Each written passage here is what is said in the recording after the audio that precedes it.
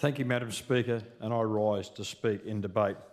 And again, yet again, the Leader of the Opposition seems to be trying to rewrite history and live in denial of the 8 long years that Territory Labor governed the Northern Territory. And during that time, Madam Speaker, we all know that Central Australia has faced some challenges in those years. Crime and antisocial behaviour have left people feeling unsafe in their homes, on the streets and in our town centres.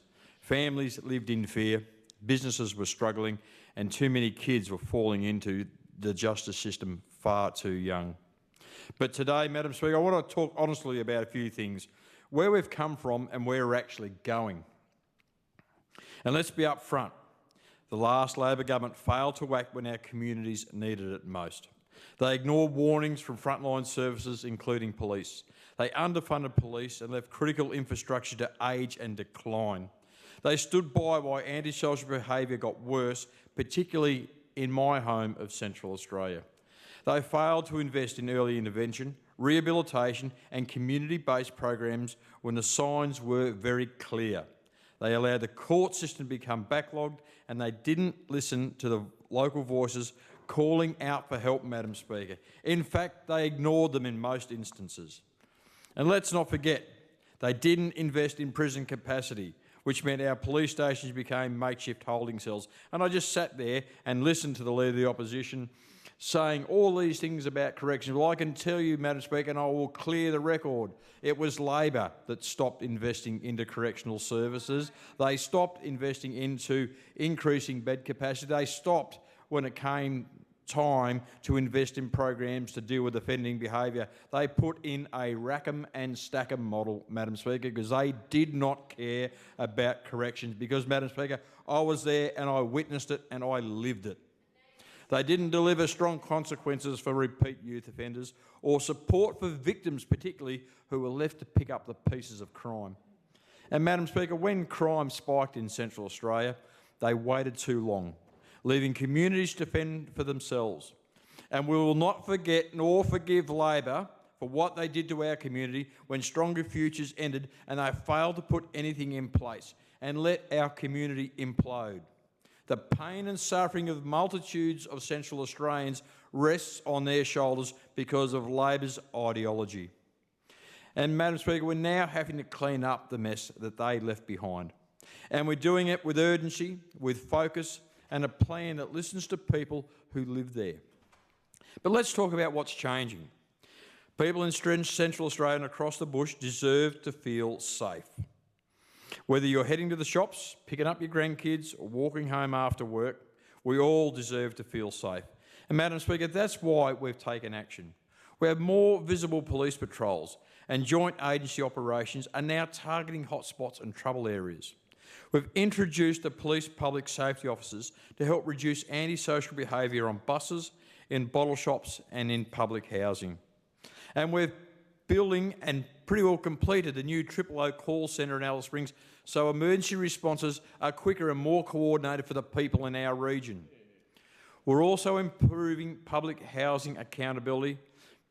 People causing damage or disturbances in government homes will actually now face real consequences.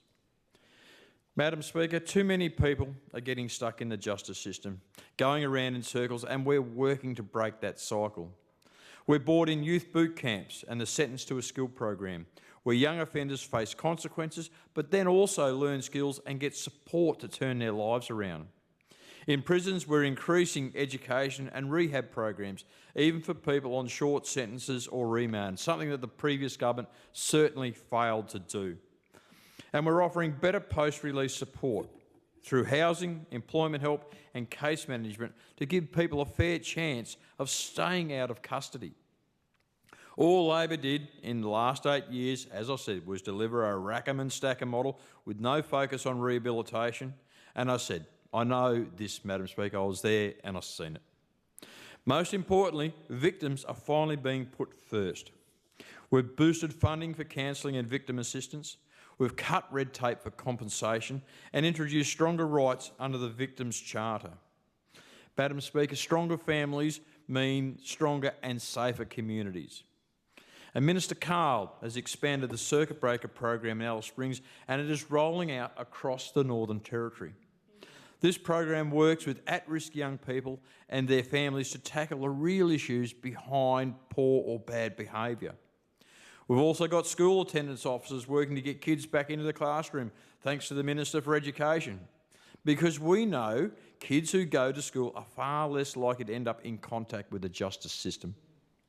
And through family responsibility agreements, we're holding parents accountable while connecting them to real help, to housing support, parenting services and more. Madam Speaker, we're not here to punish families.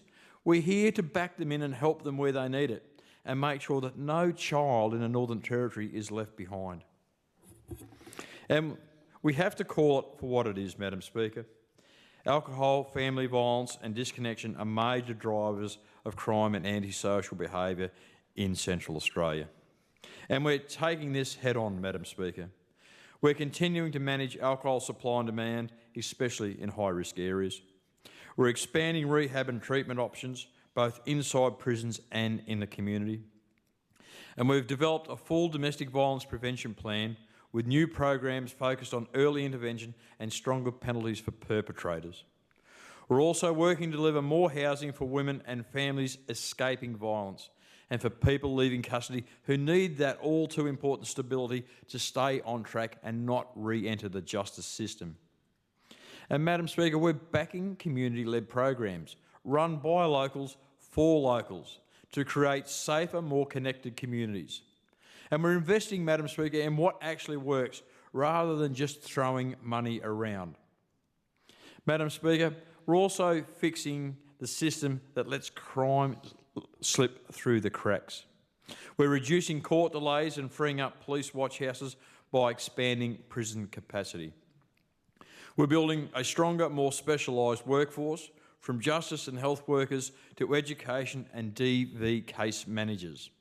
And we're improving data and coordination so we know what works and then we can act on it. We're not papering over the cracks, Madam Speaker. We're rebuilding the whole system for the longer term. So, Madam Speaker, where does all this lead?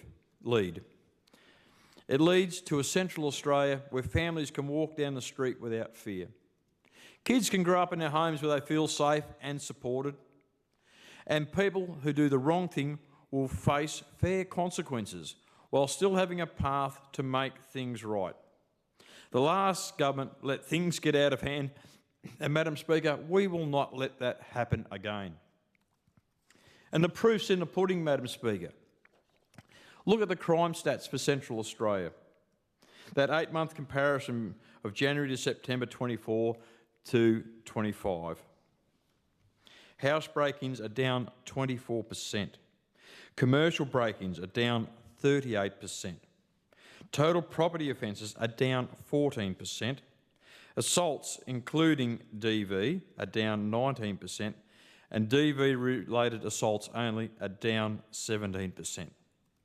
Those are staggering figures, Madam Speaker, but this is what happens when you are serious about dealing with crime and dealing with the perpetrators of crime. These are the things that matter and make our community safer. And there is a noticeable shift in the community of Central Australia. People actually say they feel safer. People are getting out more, enjoying the Central Australian lifestyle, where they previously were locking themselves up and barricading themselves in their homes. And Madam Speaker, our strategy is built around local voices, local needs, and a long-term plan to rebuild trust and restore safety. But we can't do it alone, Madam Speaker. It takes everybody in our community, the parents, our elders, our businesses, our schools, our service organisations and government all pulling in the same direction. Madam Speaker, together we can make Central Australia stronger, safer and fairer for everyone, especially after it was let down by the previous Labor government for 8 long years. Madam Speaker, a stronger Central Australia starts with us, the CLP, Madam Speaker. And we are delivering for Central Australia because we are serious about delivering for our community, and we will continue to stand up for our community and deliver it for longer term. Thank you, Madam Speaker.